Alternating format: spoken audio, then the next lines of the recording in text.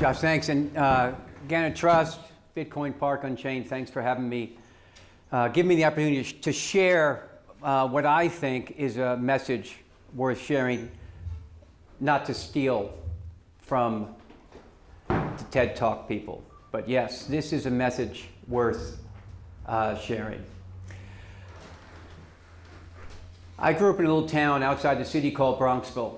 Quiet town. It was neat in that you didn't know what everyone's parents did. This is, in the early 70s, mid 70s. The chairman of Cravath, Swaine & Moore drove a Ford LTD, and so did my friend's father, who worked at the phone company, exact same car. That all changed in 1981 when Fibro bought Salomon Brothers for Little Bronxville. Commodities were king in the 70s. Anyone who watched Trading Places knows that. They were a couple years late in telling that message because the bond rally had started in September of 1981. Fibro bought Salomon, a bond house, when bonds had had a 10-year bear market. They bought them in September, the same day that the Fed started to cut rates, exact same week. There was a 40-year bond rally, and I saw Bronxville change dramatically. So the phone company went to maybe upgraded to an Opel. I don't know if you remember that kind of car, but it was pretty cool. But Bill Voutey, one of the triumvirate at Salomon Brothers, was driven to work. Things changed. Wealth exploded for anyone in the financial market. So that's my background. So I guess I was a financial, not historian, but had interest because I saw what happened culturally, the change. I saw the benefits. I saw the downsides. What we're going to talk about today is that we're in the third change since Bretton Woods of World War II of our monetary regime. I just talked about the end of the second, which is when Nixon broke the peg. My background is in finance, sales, and trading, different Wall Street firms, Dean Witter, gone the way of the hula hoop, Alex Brown, same thing. They all get eaten up because you need to scale in order, you need balance sheet, and you need access to the Fed and money. That's why you're seeing the number of primary dealers move from 48 primary dealers down to 23. Just fewer banks, concentration of liquidity, all up at the Fed on Maiden Lane. So with all of that,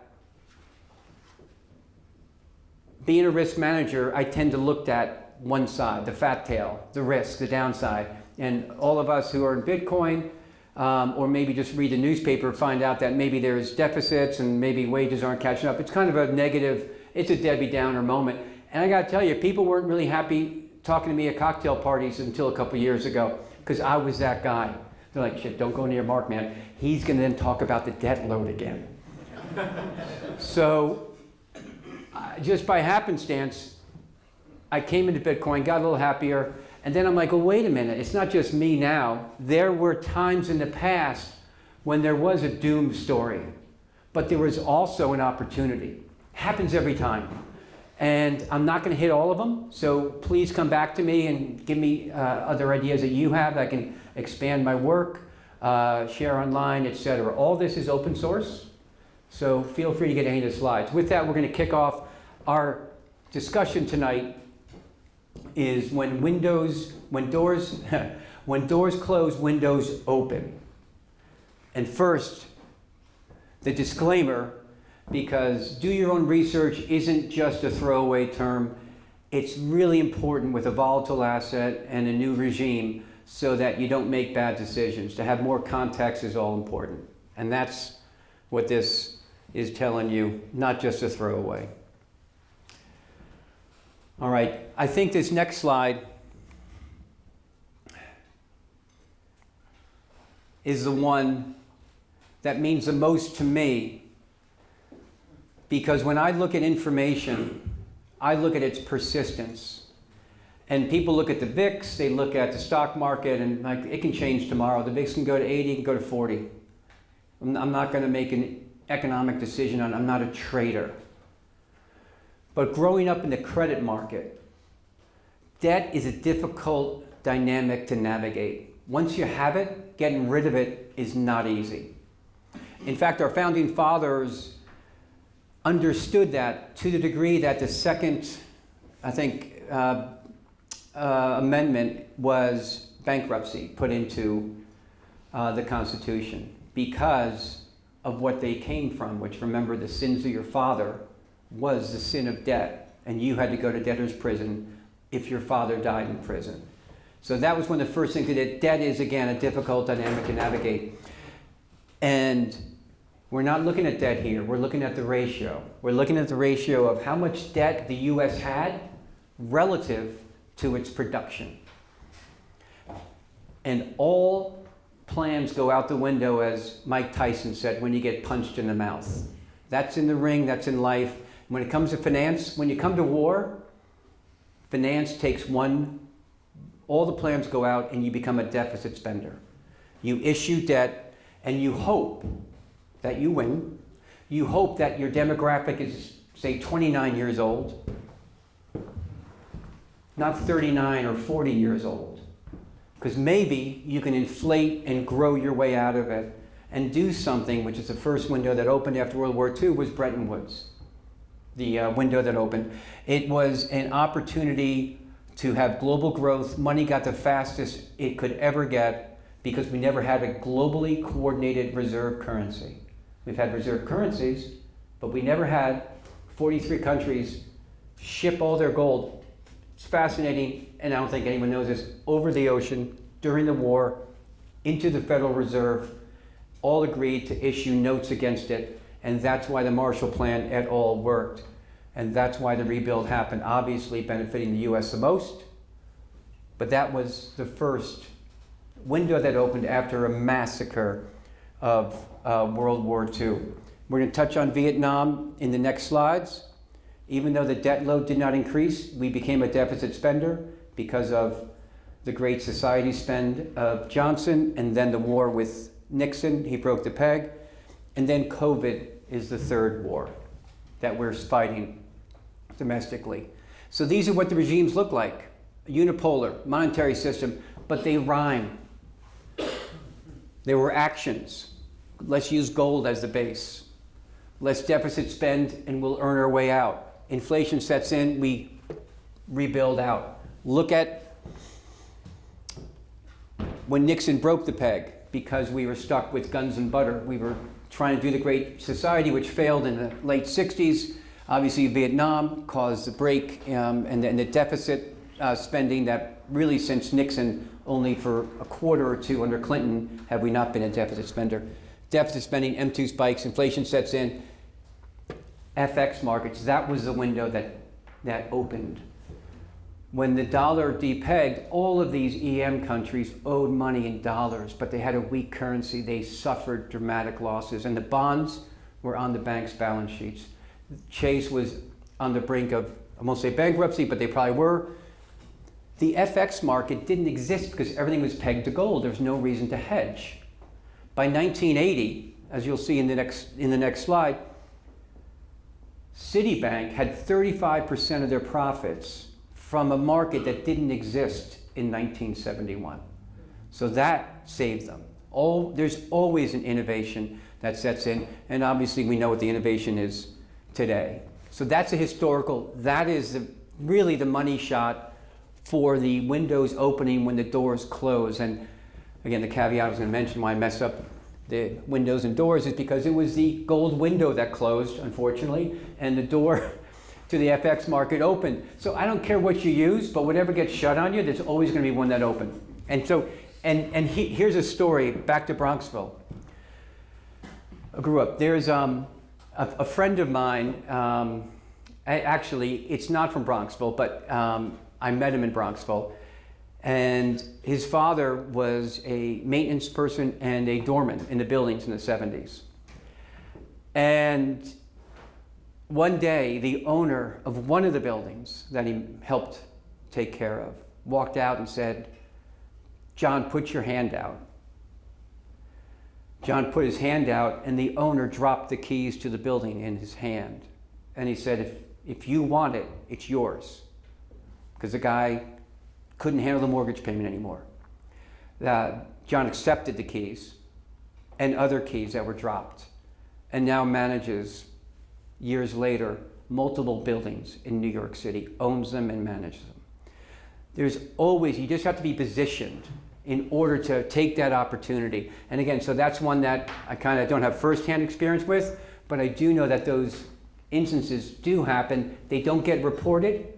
And when regime shifts happen, they don't favor the multitudes. They favor, as they say, the brave, the informed.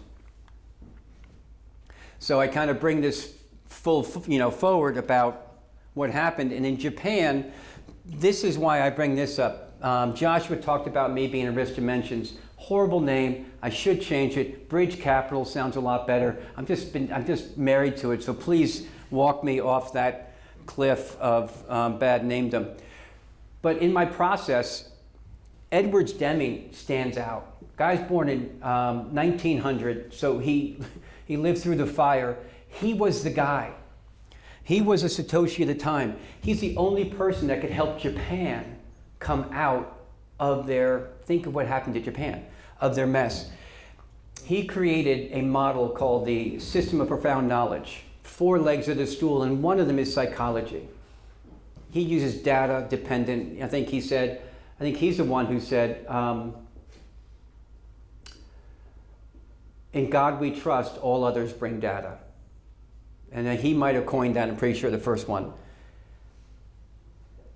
Deming's had a system and a process, and he had an interested party in the Japanese who were on their knees. Think what happened over the next 20 years. 5 of the top 10 companies in the world were Japanese. And they ran it all the way in until 1989, when obviously the market peaked. Sound familiar? The market got ahead of the economy, overspend, and then Japan has been working their way out of it. But because of the right message, the right process, and a willing cohort, they were able to come out. And then again, we talked about what happened with the FX markets for the system, and then we talked about the opportunities that were available in real estate at that time, a property. Today, obviously, I did anyone here go to a small northeastern school like Williams or Amherst or, yeah, didn't think so. Not many Bitcoiners up there. So they have something called a J term, where you have 1 week off and you can take any class. You can go ski if you want, but you can do like a weird, fun class. My son, who is at Colorado College, came and said, Dad, you know what? No one knows how to use Excel. No one knows about the markets. Can you come and do a 1 week seminar? So that was right after Trump got elected. It was January 18. And I think the title was Global Debt, a Common Thread Driving Uncommon Times. And it was like, Trump was an anomaly, obviously, still is. And there were other cultural and societal dynamics going on. And I sort of said, when debt happens and inflation sets in and wages can't buy things, things happen. Behaviors change, not always for the better. That was 2018. When COVID came and the debt load, the other side went up another 4 to 6 trillion. That's when I said, we are in a new regime. There's no way out of this. So just to give you an idea about what my background is and how I came to this as a risk manager looking at how to protect the left tail of risk, I then, we'll talk about in a minute, saw the right tail of Bitcoin, the thing that pumps on the upside more than it dumps on the downside, a dynamic that 90% of Wall Street will fail if you ask them if that's the case. 90% of anyone who says they work at a bank or on Wall Street will answer that wrong. And it's empirically proven. BlackRock knows it. That's why they jumped in to save Coinbase in June of 23 when Coinbase was being sued by the SEC by filing for the ETF. Fidelity found out about it years earlier. Abby Johnson, gave Bitcoin to everybody. She knew it. They started building their firm years ago. And obviously people in this room knew about it. So the analog. Gold is on fire. It is obviously driving or leading all other assets. And look what happened in the 70s when it got depegged. Gold went up, we all know, in dollar price, 35 to over 800 by the beginning of 1980. But it also became volatile. It had upside volatility, something that is not understood by people who trade equities and bonds in the fiat world, in the post-71 world. So you had an upside vol where gold was 14x, and it outpaced, obviously, S&P dramatically. When we had another rupture in '08, gold again spiked up, not as much, basing effects or other, and outpaced an equity market that declined. What we'll see in the next slide, this is '08 again. Gold is not spiking in vol. It is, even though its price is up, it is now, I think, at the size it is, and where Bitcoin will probably be, a less volatile, by empirical observation, asset going forward. So that's one conclusion. The other one could be, it has yet to go through the next stage of hyperbolic growth. So either one could be true, but if it does go into that 10,000 number, you're probably going to see something like this happen again. It'll be upside vol. It is a commodity. It is finite relative to other assets that are in portfolios. So this was obviously one of the windows that opened in 1971 to 1980 for people. If you weren't the chairman of Salomon Brothers, hopefully you had some gold in the 70s. And this is it, man. Bonds failed. Bonds failed. Bonds will continue to fail because there are going to be fewer owners. Obviously, we know the foreign holders have walked back. We're all upset, not upset, but higher prices are around because globalization is being reworked. There's a new deglobalization going on, we can tell, with the tariffs. The bonds now are going to be put back. They're going to be owned by the banks by changes in rules called the SLR, or a supplementary liquidity requirement, fancy pants words for, I don't care where bonds go in price, you can own them and you don't have to put any capital against them as a US bank. We'll issue bonds, you can buy them, and you don't have to put any capital against them. That's a big deal. That means that even though foreigners aren't own it, US will own it. What does that mean? There's less price discovery. As we know, less price discovery doesn't lead to good situations. So here's what the last 10 years looked like for assets. These are annual compounded growth rates. Bitcoin obviously leading the charge. NASDAQ, I want to put that in the back of your brain for a second, at 16%. I'll bring it up later. And the 7 to 10 year ETF, which includes coupons. It is an ETF that includes interest and principal. It is up 1%. You got 1% every year for the last 10 years on average if you bought 10 years ago a 7 to 10 year bond or this ETF. And if you did the long-term bond, you lost money in your portfolio. So given where I think rates are going, you probably have one more pump in value, and then you probably have another 10 to 20 years of no gains. This is what the returns look like now. I go to the 5 year. Bitcoin is compounding at 60%. Look at NASDAQ, 14%. And we have, again, the 20-year bond and the 10-year bond are doing worse over the last because of the rate hike we had in 2022. On a year-to-date basis, you're seeing, which is as of 1/13th, we have to have live pricing these days when we're tweeting about global trade being reworked for like 20% of GDP. So yeah, this might be 18.5 right now. This is like 56. I think NASDAQ is down again. But look at the 5 year. I told you to hold that NASDAQ 16 in your brain over the last 10 years. Over the last 5 years, NASDAQ's up 14%. Gold's up 16%. So people are now starting to figure out the debasement trades. They're like, wait a minute, what's this thing about using gold as a denominator to evaluate if something is giving me wealth or store of value. You know, that's a concept that will break brains, but people are starting to do the work. So back to Bitcoin being high up vol, down vol, that's still not going to be understood. But I think people are starting to understand, oh, gold is now compounding greater than NASDAQ, which is the best market in the world over the past 5 years, up from 10 years ago. Is that a trend? Maybe so. So commodities finite, that is today's window that's opening clearly on a 10-year trend. So this is where I need feedback, because I love this graph and no one understands it.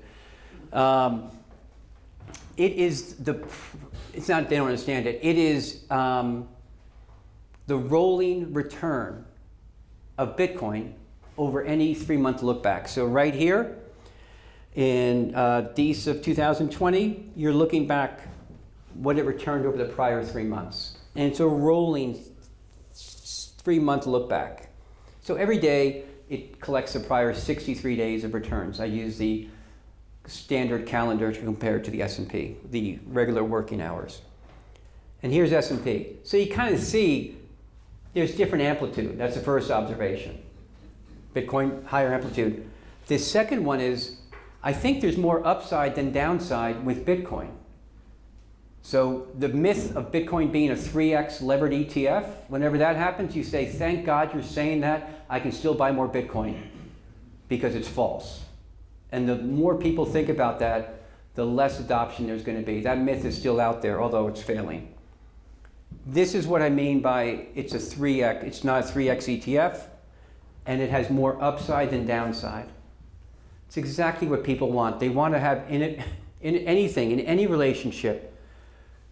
Find it, they're not easy. Can you imagine a relationship where there's more upside than downside? Married people say, yes, I know that. Yes, right? Especially if your spouse is in the room, people. This is the part that Wall Street doesn't fully comprehend, except for some of the asset managers. Two in particular. So you look at this big chart here. I'm going to go over here. Look at the big chart, like, okay, what does it mean? Yeah, I know 2020 was higher amplitude. It's gone down a little bit. Yeah. The average up for Bitcoin is 2.4 more than the average down. Excuse me, let me back up. These graphics are on the return differential of what you're looking at. You're looking at two return streams there. This table here, these tables, tell you the sum and the comparison. So if you bought Bitcoin and you sold the S&P on the same day, what would your returns look like on a rolling 63-day basis? It's basically which horse ran faster and what was the path of that race. So you made 41.7% more on average over that whole period. You did have some downside, but less. So you had asymmetry, more upside than downside. Well, how frequently was it? Well, you more frequently made more money than the S&P. That statement, you'll never hear on CNBC. If I own Bitcoin versus the S&P, I'll have more up days and down days over the past 5 years? Yes. Not heard. That window is still open and not everyone's running through it. It's just mind-boggling, I think. Again, why? Because BlackRock has written papers about it. Fidelity's written about it. This is not closed source stuff. It's just an acclamation. Stuff that Edward Deming knew about, and he processed that in his model because he knew that getting people to buy into his process required working with people. He knew selling it to the markets required working with people. It is not just about the math. And then max up and down, same thing. You have much more upside than downside. So that is why I jumped through the window for Bitcoin, because as a risk manager, I had an idea about macro concepts, but as much as like I think I'm confident, I'm like, there are a lot of other people out there who don't agree with me. Let me think again. But this was irrefutable. And when no one understood this, I'm like, they're wrong about this and a lot of other things. This is more math. This is really to calm my brain a little bit. If you can use it, great. It's gotten some pickup in the market, so that's one other reason why I want to talk about it. Back to, I know a lot of people here are in Bitcoin like meat and fitness and health and try to put the fiat world aside. In 1950, it was deemed to be abuse if you worked out or did your heart. The heart was not deemed to be a muscle. Only in a study by a lone doctor in 1951 did the idea of the heart being a muscle that needed to be exercised could actually be beneficial for lifespan. That was 1950. So World War II explored a lot of ideas. The second one that came out was 1971, when it was discovered that cholesterol was not all bad. There's good cholesterol, LDLs, and there's bad cholesterol, HDLs. One takes the stuff into your cells, the other ferries it out. Volatility, ever since 1971, has only been bad because it's an unbound fiat, because it's an escalator on the way up and an elevator shaft on the way down in the markets, bond markets in particular.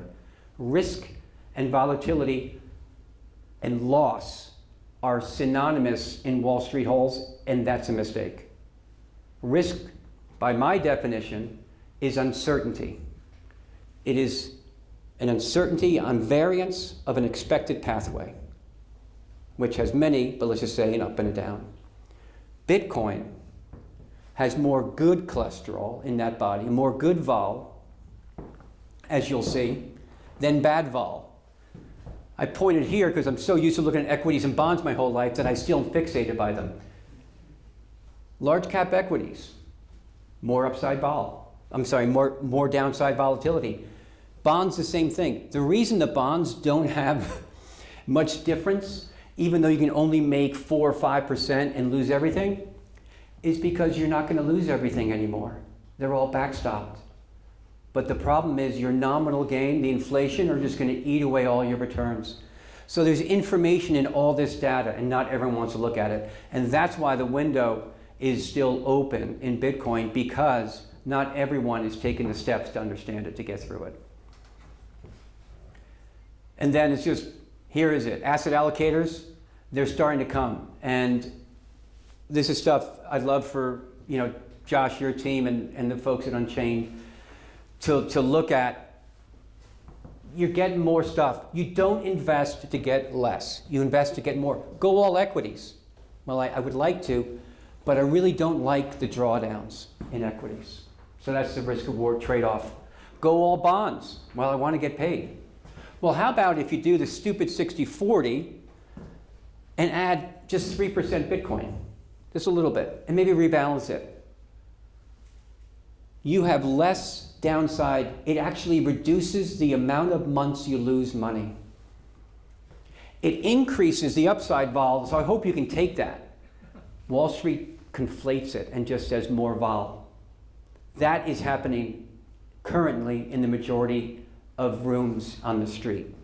There's not a disaggregation. There's either not an incentive structure, or, as we were talking about on my podcast today with my co-host Bill Mann, there may not be an incentive structure aligned top down. Larry Fink was orange-pilled by Mitchnick. Mitchnick had the gumption to say, "You're wrong, Pops. You got to get into Bitcoin." Took him 3 years. Top down, they're in. 100 billion. Fastest to 100 billion by a factor of 5 years, or 5 times faster, because they saw this. And I can talk to you later about my experience with BlackRock, with their papers, and how they provided them and then pulled them once they did the ETF, because the information was so powerful. They in-housed it. They did not open source it after that. Down deviation, funny term. Just think about good cholesterol and bad cholesterol. It's exactly the same thing. You want to have upside vol. You want to have fun. You just don't want to have the hangover. Bitcoin gives you a lot more upside with a lot less downside. And in a portfolio, man, the asset management business, which is starving for unique ideas and alternatives and fee generating, by the way, the fee generated on the ETFs are 8 times more than equity ETFs. 8 times more fees on the Bitcoin ETFs. Why? Because they're a difficult animal to custody. There's more involved. And I think that's all we had. So that's my little walk through time about there's always bad stuff. They're always going to talk about it. There's always a window opening. And I think this is one of the biggest ones in our lifetime, and certainly my adult lifetime. Thank you.